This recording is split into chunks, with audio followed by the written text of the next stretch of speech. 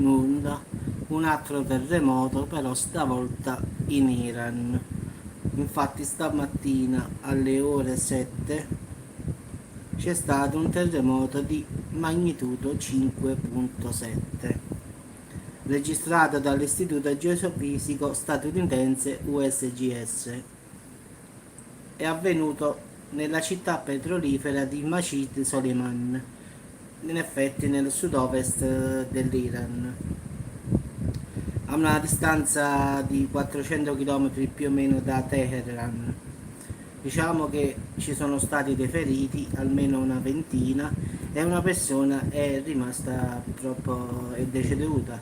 Però la vittima non sarebbe, diciamo, a causa del sisma, ma dalla paura in effetti, quindi sarebbe morta di infarto, si presuppone. Quindi non è incolpabile il terremoto in parte, diciamo, ha avuto questo malore a causa della paura del terremoto in effetti. Quindi lo ha confermato anche il governatore locale. Quindi questa persona è vittima del terremoto, ma non della scossa, ma dalla paura provocata dal terremoto. Il numero delle persone coinvolte è una ventina, però è una cosa ancora provvisoria, quindi ancora non si sa esattamente i danni che ci sono, quindi penso che a fine giornata forse potremo sapere qualche cosa in più. Come ben sappiamo, l'Iran è attraversato da tante faglie sismiche e i terremoti qui sono molto frequenti, anche se ultimamente sembra che i terremoti sono un po' frequenti un po' dappertutto oramai.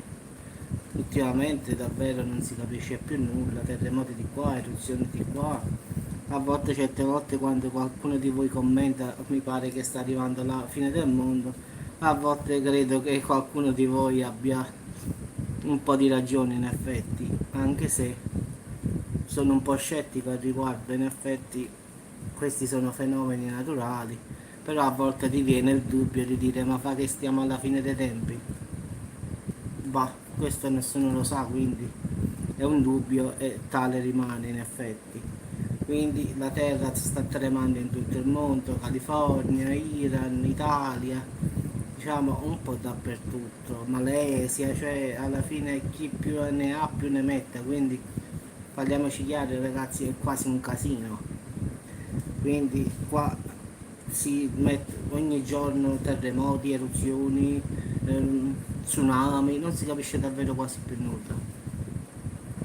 Comunque per un aggiornamento, se ci sarà, non lo so, se non ci saranno più vittime oppure persone che sono rimaste ferite, non farò l'aggiornamento. In caso, diciamo, aumenta il numero dei feriti oppure qualche altra cosa, che ci saranno case cadute, no, questo non lo so perché non lo dicono. Le notizie sono purtroppo solo queste qua.